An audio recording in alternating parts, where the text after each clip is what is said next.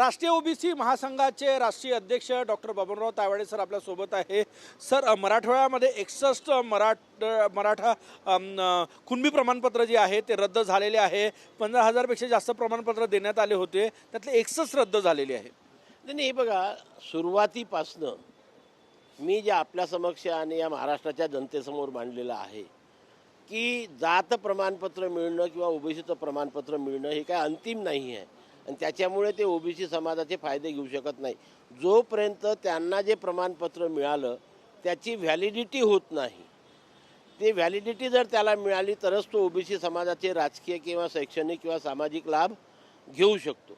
आता प्रमाणपत्र मिळालं असेल परंतु व्हॅलिडिटी करताना जे कागद पाहिजे की एक तर पहिला आहे की 1967च्या पूर्वीचा पुरावा पाहिजे. मजुरी आणि शैक्षणिक 67च्या पूर्वी तुमच्या कुटुंबातील वडील, आजोबा, पंजोबा, खापर पंजोबा हे पहिली काय तो महाराष्ट्रातला रहिवासी असावा 67च्या पूर्वीपासून.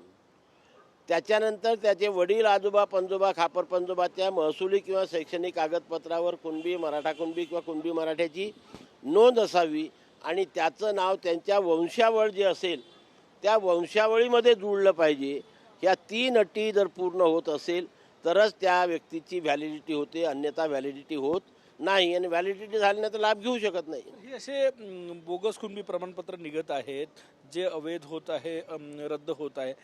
आणखी प्रमाणपत्र असे असू शकतात जे जरांगे पाटील यांच्या आंदोलनानंतर घाईघाईत सरकारनं दिले आणि ते उघडण्यासाठी राष्ट्रीय ओबीसी, कारण की ओबीसी समाजाचं नुकसान आहे, राष्ट्रीय ओबीसी महासंघ काय मोहीम हाती घेणार? नाही, सुरुवातीपासून आमची भूमिका तेच राहिलेली आहे की अशा प्रकारे चुकीचे प्रमाणपत्र जर कुठल्या अधिकाऱ्याने दिले असेल काय तर त्या अधिकाऱ्यालाही पनिशमेंट व्हायला पाहिजे, ज्या व्यक्तीनं घेतलं त्यालाही पनिशमेंट व्हायला पाहिजे. मी कालच बोललो होतो की अशा व्यक्तींना आजन्म कारावासाची शिक्षा द्यायला पाहिजे की त्यांनी सरकारची धोकाबाजी करून चुकीचे कागदपत्र सादर करून प्रमाणपत्र मिळवण्याचा प्रयत्न केला आणि ते प्रमाणपत्र संबंधित अधिकाऱ्यांनी दिलं, त्या अधिकाऱ्याला शिक्षेची तरतूद कायद्यामध्ये आहे. सर, राष्ट्रीय ओबीसी महासंघ अशा प्रकारची काही मोहीम कार्यकर्त्यांना सांगून हातात घेणार का, जिथे बोगस प्रमाणपत्र आहे त्यांची माहिती काढावी, ती सरकारला कळवावी जेणेकरून नुकसान होणार नाही? नाही, ते आमचं नेहमीच अपील आहे की मी तर आता आमच्या पदाधिकाऱ्यांना सांगितलेलं आहे की ज्या ज्या तहसीलदार किंवा SDOंनी अशा प्रकारचे जातीचे प्रमाणपत्र दिलेलं आहे त्यांच्याकडनं माहितीच्या अधिकारामध्ये पहिले कागद मागवा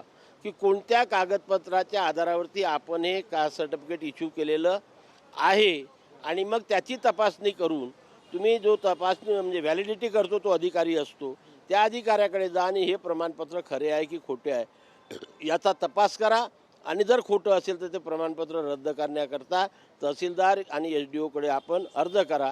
ही माहिती सुरुवातीपासून आम्ही दिली. तुम्ही आता ते कार्यकर्त्यांना सांगितलं असं करा म्हणून? नक्कीच आधीपासूनच हे जे लक्षात येते आहे की आमचे कार्यकर्ते लक्षात आणून देतात की बा हे यांनी सादर केलेली माहिती चुकीची आहे काय, मग अधिकारी जागृत होतात काय आणि मग त्याची योग्य ती तपासणी होते सर्व स्तरावरून आणि जेव्हा ते लक्षामध्ये येते की हे खोटे प्रमाणपत्र आहे तेव्हा ते त्यांची व्हॅलिडिटी होत नाही आणि तो लाभापासून वंचित राहतो. जरांगे पाटील यांच्या मराठवाड्या दौऱ्याचा आजचा दुसरा दिवस आहे. ते म्हटले की मला राजकीय आरक्षण नको, गरीब मराठ्यांच्या मुलांसाठी शैक्षणिक आरक्षण हवं आहे, त्यात गैर काय आहे? नाही मार बाबा, तर त्यांना जर राजकीय आरक्षण नको आहे तर त्यांना 10% शैक्षणिक आणि नोकरीमध्ये दिलेलंच आहे आरक्षण ACBC मध्ये काय आणि त्याचा फायदा ते घेत आहेत 2 वर्षापासून, नाही घेत आहे असं नाही आहे. मग वेगळं काय मागतात? आता जर राजकीय आरक्षण नको हे ते म्हणत असतील तर मग शैक्षणिक आणि नोकरीमध्ये आरक्षण ऑलरेडी 10% ते घेत आहे, राज्यामध्ये घेत आहे आणि केंद्रामध्ये घेत आहे. त्यांनी अल्टिमेटम दिलेला आहे 29 ऑगस्टचा, आरपारची लढाई आणि थेट इशारा. पण हे अल्टिमेटम कशासाठी, काय पाहिजे हे तर पहिले त्यांनी सांगावं ना. आरक्षण पाहिजे. अरे तर आरक्षण दिलं आहे ना, ओबीसीतून पाहिजे. इकडे म्हणतात की आम्हाला राजकारणासाठी नको, ओबीसीतनं कसे ते ओबीसी मधनं राजकारण आरक्षण जर पाहिजे असेल तर जोपर्यंत त्यांच्या लोकांना ओबीसीचे प्रमाणपत्र मिळत नाही, त्याची व्हॅलिडिटी होत नाही, तोपर्यंत त्यांना ओबीसीतून लाभ मिळू शकत नाही. तुम्ही एकीकडे म्हणता त्यांना ओबीसी प्रमाणपत्राद्वारे आरक्षण मिळेल, तुम्ही दुसरीकडे म्हणता की जे बोगस प्रमाणपत्र आहे ते रद्द करण्यासाठी आम्ही कार्यकर्त्यांना सूचना दिलेल्या आहे की माहिती मागवा आणि हे करा. नाही, तसं नाही, मी तसं नाही म्हटलं आहे. हे बघा की ओबीसीचं प्रमाणपत्र मिळाल्याशिवाय ओबीसीतून लाभ मिळू शकत नाही आणि ओबीसीचे प्रमाणपत्र कुणाला मिळू शकते याचे नियम ठरलेले आहे.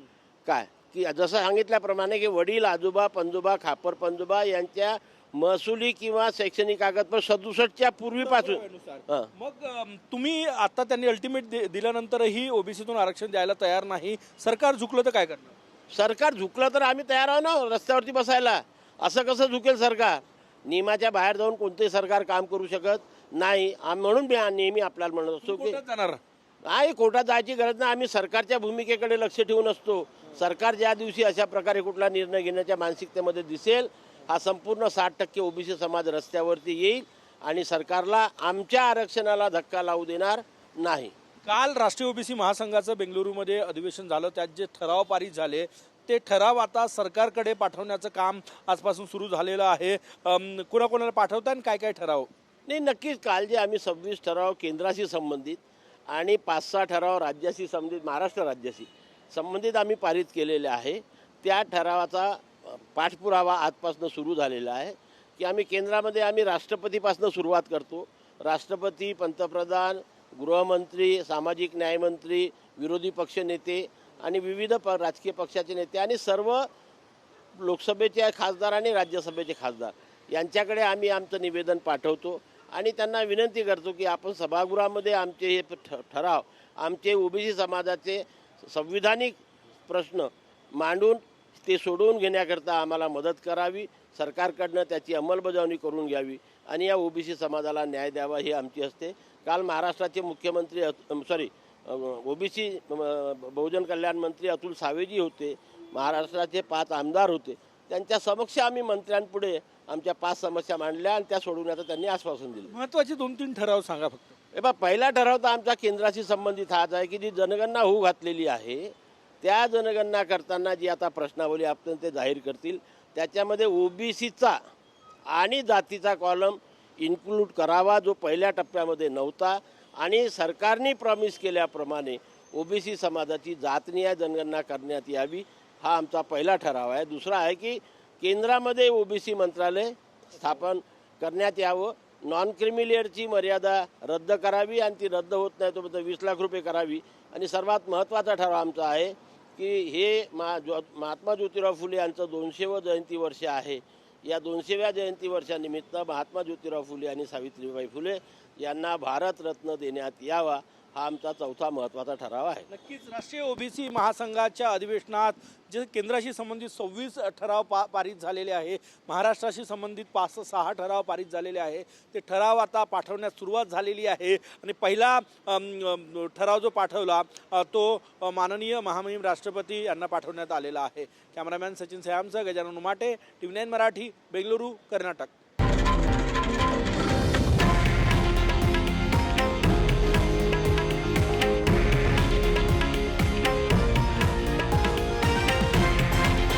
हे आहे देशातील नंबर 1 न्यूज नेटवर्क आणि आपण पाहत आहात TV9 मराठी, एकमेव.